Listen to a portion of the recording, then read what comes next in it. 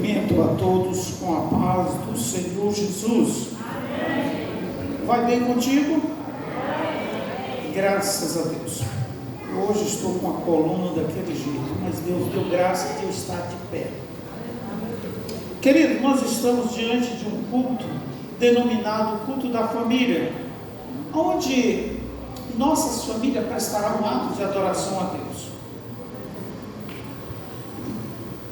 1 Coríntios capítulo 13 e o versículo 13, põe aí no moral por gentileza. 1 Coríntios capítulo 13 e o versículo 13 também. Agora, pois, permanecem a fé, a esperança e o amor, esses três, mas a maior desses é quem? Meu Deus, meu Pai, diante da Tua presença aqui estamos, ó Todo-Poderoso.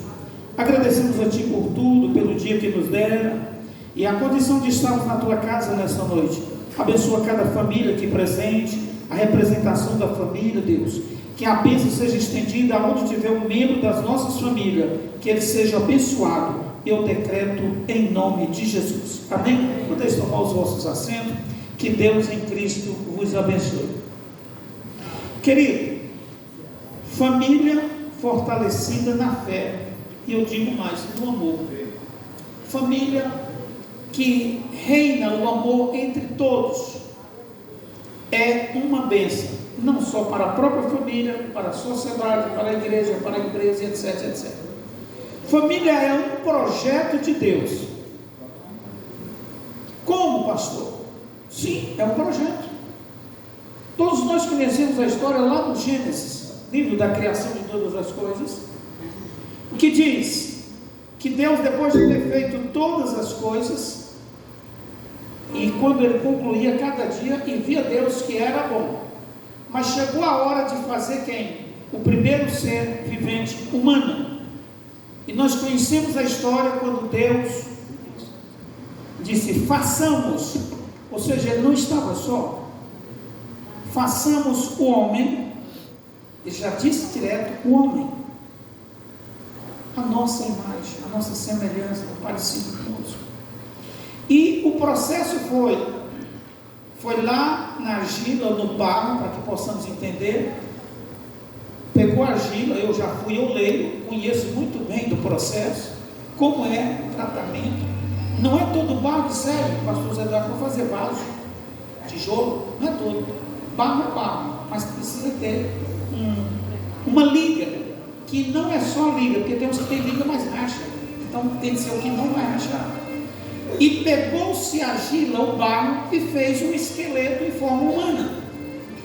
Até aí era uma obra de arte, de barro. Só que a Bíblia diz que o Senhor Deus Todo-Poderoso soprou nas narinas daquele esqueleto, dando ele vida, e tornou alma vivente. Está na Bíblia.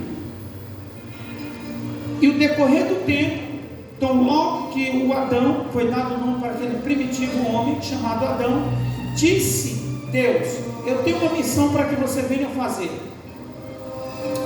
Você vai colocar nome nos animais, um por um.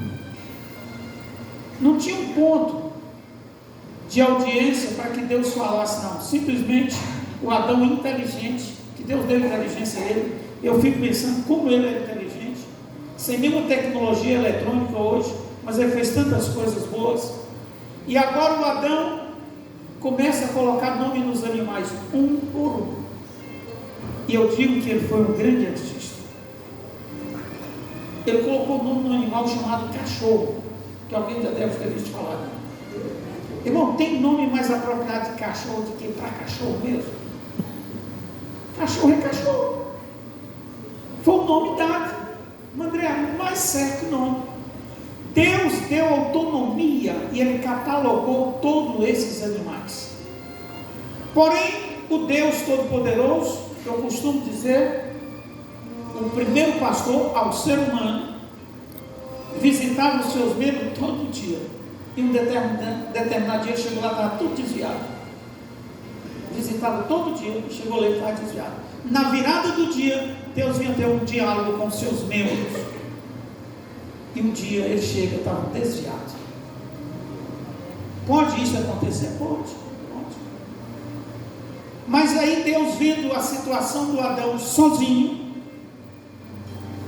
ele diz uma palavra muito importante: não é bom que o homem viva ou esteja só. Vírgula, far-lhe-ei uma companheira disjuntora. Ou seja, Deus viu que cada animal, cada espécie tinha macho e fêmea, mas o ser humano, o mais importante, a obra de arte tão linda que Deus fizera, não tinha companheira, era só ele. É como se eu estivesse vendo a posição de Adão, olhando para os animais, macho e fêmea, e ele olhando e disse: eu não tenho ninguém, sozinho. Sabe o que acontece? Deus disse: Adão, eu quero dar-lhe uma disjuntora. Irmão, toda expressão de Deus ao ser humano foi correta, apesar que as pessoas interpretam errado e queiram fazer coisas fora dos desígnios de Deus. Mas Deus aplicou anestesia no Adão, e o Adão adormeceu e tirou uma costelinha dele, e de lá ele fez. Irmão, Deus pegou o barro, fez um esqueleto, soprou nos seus narizes, dando fôlego de vida. Por que não pode pegar um pedaço de carne com osso e fazer um outro ser humano? Ou seja, Deus é perfeito em tudo. E a Bíblia diz que ele construiu uma mulher da costela do Adão e apresentou a ele. E ele olhou de cima a baixo e disse: essa é ossos dos meus ossos, também é carne da minha carne. Irmão, olha a interpretação que Adão teve quando viu a obra de arte tão linda que Deus fizera, que foi uma mulher, e disse: Adão, agora viva tranquilo e vá em paz. Projeto de Deus para com a família. Gênesis 2:18 diz que não é bom. Gênesis 2:24 disse que o homem deixará pai e mãe e unir-se-á a uma mulher, e passarão a ser uma só carne. Ou seja, o casal passa a ser uma só. Antes da Constituição de 1988, o homem tinha um CPF e a mulher poderia usar o mesmo CPF. Na Constituição de 1988, promulgada 5 de outubro, passou que cada indivíduo no Brasil, é a Constituição brasileira, cada indivíduo passaria a ter o seu próprio CPF. Então eu tenho o meu, a minha esposa tem, os nossos filhos. Hoje está tão tecnológico que nasce a criança, vai fazer o registro amanhã, hoje, já sai com o CPF. Está moderno demais. No Marcelo também. Já no Marcelo, eu acompanhei o processo lá, já saiu com o CPF, rapaz. Então o que acontece? O projeto de Deus com a família, quando ele disse lá no Gênesis 2:24, que o homem deixará, ou seja, vai sair da casa do papai e da mamãe e vai unir a uma mulher e construirão um lar, uma família. Deus tem prazer na união legal de dois seres humanos, de sexo oposto. É Bíblia, é desse jeito. Dois seres humanos de sexo oposto, Deus tem prazer. Eu já realizei inúmeras cerimônias de matrimônio, já acompanhei processos que passam por 150 casamentos, mas eu fico feliz quando vejo dois jovens, um independente, até pessoas de idade mais avançada, estão entrando para receber a bênção sacerdotal. Eles querem construir uma família, eles querem a partir do então dizer: eu tenho uma família, pois a família começa com um homem e com uma mulher. Com certeza os filhos virão, netos. Eu já estou desfrutando dessa segunda fase, e eu louvo a Deus. Em julho próximo completarei 39 anos casado com a mesma mulher, e tudo que ele der para a glória de Deus, não do homem, tudo é para a glória dele. E eu quero dizer que eu tenho prazer com a minha família, eu tenho prazer de exibi-los, os filhos, nora, neto, dizer: essa aqui é a minha descendência, a minha prole que Deus me deu. Eu tenho orgulho de dizer isso, porque foi Deus que me deu, e se Ele deu, Ele me deu coisas maravilhosas. A família sendo um projeto de Deus. E o que é projeto? Na interpretação, algo que eu quero realizar posterior, e eu faço o planejamento na mente, e depois vou para a execução. A irmã Marielle é arquiteta, sabe muito bem de projeto físico. Eu, solteiro, jovem, com a idade de casamento, eu decidi procurar uma Rebeca para me casar. E eu andei muito, querido. Eu saí do norte goiano, hoje estado de Tocantins, e andei mais de 3.000 quilômetros, fui parar no Mato Grosso. Quem eu encontro? Uma mineira, lá no Mato Grosso. E nós tivemos o primeiro olhar, que tudo começa pelo olhar, depois uma aproximação, um diálogo, e talvez passe para um namoro, e posteriormente um noivado e casamento. Tomando eu a decisão de casar-me, eu falei para o meu Deus que eu queria uma moça, e apresentei as características que eu queria. E se eu contar para vocês que Ele me deu mais do que o que eu pedi. O Deus que eu e você serve, Ele é fiel, e Ele cuida de nós nos mínimos detalhes. Eu não fui em busca de riqueza, que às vezes tem rapazes ou moças, às vezes, que quer casar com um rapaz ou vice-versa, que tem bens, empresários, bem-sucedidos, etc. Eu fui olhar caráter, integridade. Para mim isso vale muito mais do que uma Ferrari na garagem. Isso é interpretação minha. E muitos que olham para o lado oposto deixam de olhar para a integridade de uma moça ou de um rapaz, boniteza física e etc. Ele deixa de olhar para a família que ele está entrando, porque tão logo que eu casei com a minha amada, a família dela passou a ser a minha família também. Os tios dela são meus tios, os primos dela são meus primos. Somos uma família, não sanguínea, mas por ligação familiar de cônjuge. Então eu olhei o lado que eu vi que era melhor para mim. Claro, quando nós casamos há quase 40 anos, as coisas eram um pouco mais difíceis do que hoje. Hoje nós temos um amparo de tecnologia, de facilidade das coisas. O mundo em si deu uma mudada para algumas coisas. Passamos por situações difíceis, precárias, mas não desisti do casamento por causa disso. Eu vou contar um fato. Pouca gente talvez já passou por isso. Você já viu aquela chuva das 3 da manhã e tem que colocar uma bacia em cima da cama? Alguém já viu isso? Você conhece? Então tem 47 anos, não? Brincadeira. Queridos, as dificuldades são inúmeras. Tem pessoas que tiveram tanta situação difícil, mas permaneceram unidos no casamento. Os filhos cresceram estando com os pais. Os filhos tomaram a decisão de ter os pais como exemplos para o casamento. Um dos meus filhos estava para casar alguns anos atrás. O mais novo já está completando 8 anos de casado. E alguém falou para ele, na sua empresa onde ele trabalha, e disse: você ainda é dessa época de casamento? Você ainda é dessa época de ir a cartório, igreja e tal? Eu disse: sou. Por quê?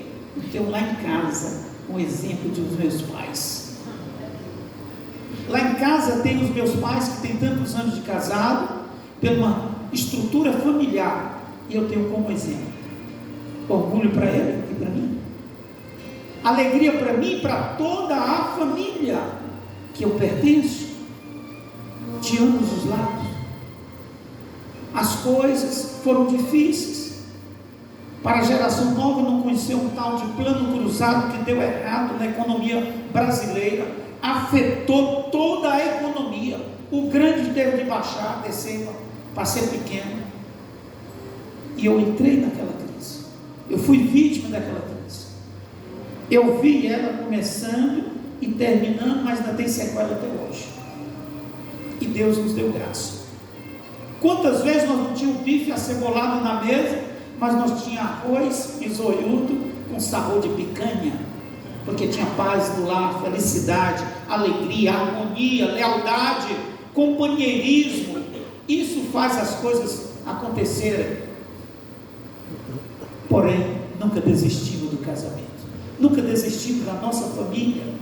Pelo contrário, procuramos melhorar as condições financeiras, a integridade e etc, etc, o alinhamento das coisas, e Deus, estendendo a sua mão, tem nos abençoado de uma forma que eu não sei te explicar. Eu só sei que de repente as coisas acontecem na minha vida, e tudo é para a glória de Deus. Tudo que eu estou vivenciando com a minha família é para a glória de Deus. Queridos, você pode dizer: pastor, o senhor não conhece a minha história e tal. Desculpa a expressão, praticamente quase não vai ter vontade de eu conhecer, porque eu não posso resolver. Agora, para Jesus você pode contar tudo, Ele pode resolver.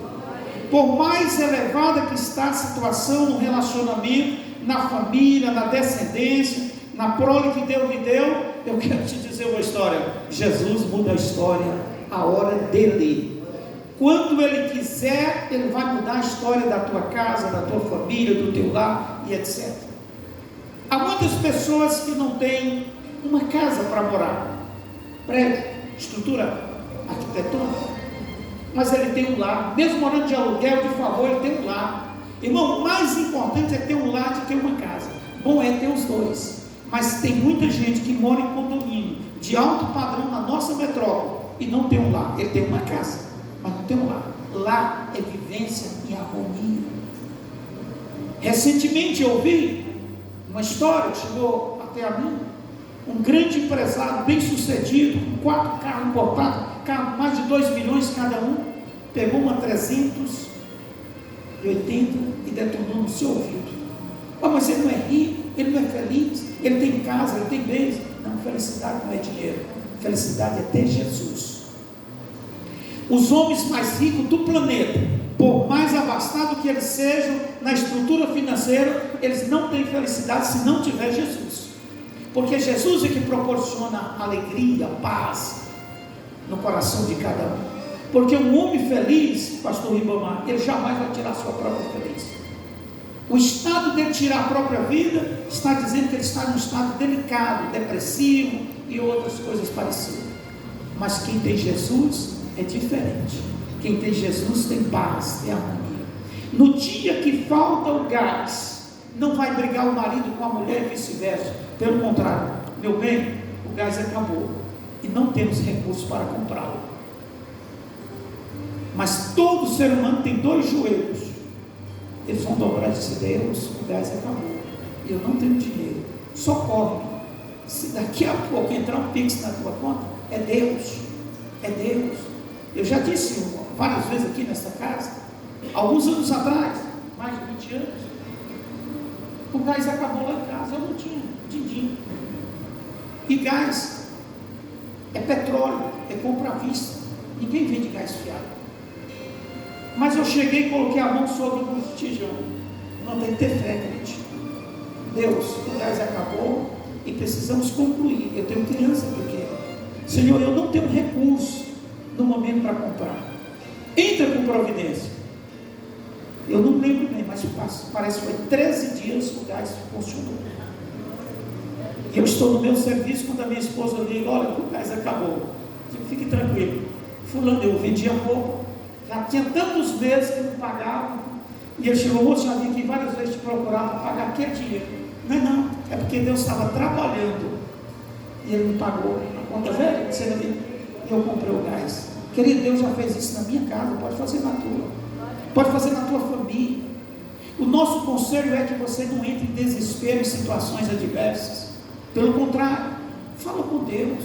Você é cristão, você tem um compromisso com o céu, você tem um verdadeiro encontro com Jesus. Fala para Ele, Ele vai resolver.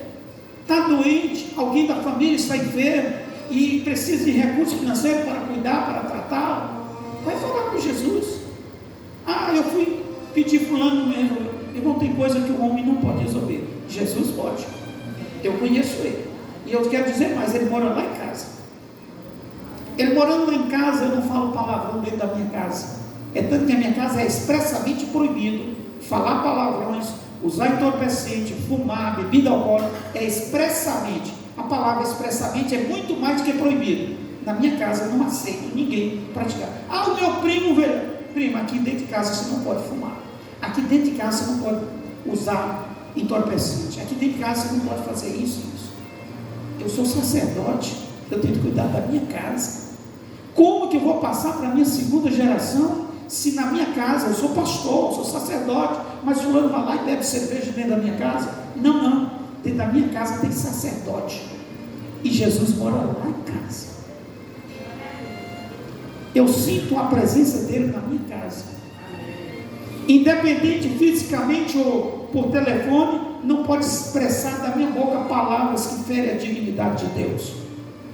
Não, da minha boca tem que sair palavras agradáveis, palavras edificadoras para quem está a nos ouvir. É isso que deve ser dentro da casa de um cristão que tem compromisso com os céus, de um cristão que vai morar nos céus. É isso que deve ser. Pastor, a minha família só vai lá em casa se for para levar cerveja. A questão é sua, a responsabilidade da estrutura familiar da tua casa é sua. Quando Deus chamar para uma prestação de conta, não pode dar desculpa. Você foi avisado. Assume o sacerdote da tua casa hoje, para que a tua casa seja uma bênção, para que o teu lar seja uma bênção. As pessoas que adentrarem na tua casa vão dizer assim: mas que harmonia. Poucos anos atrás, uma prima minha que mora na Espanha esteve na minha casa por alguns dias, e nós temos muitos familiares aqui, e ela ia na casa da tia, das primas, e disse: não consigo, comigo na sua casa tem paz no meu coração. São casas luxuosas, tem primos aí bem amastados, mas ela chegava lá e disse que alguma coisa, uma angústia, quando entrava na casa do pastor João Neto, disse que o coração abria de alegria. Precisa ter sacerdote na tua casa, precisa ter líder com compromisso com a palavra, precisa ter sacerdote que gerencia muito bem a tua casa. Sabe por quê? Porque Deus vai cobrar, não é do governo do estado e nem do prefeito, vai cobrar de você, que não cuidou da casa, não admoestou, não orientou, não foi aquele discipulador dentro da casa. Amém? Ficamos todos de pé.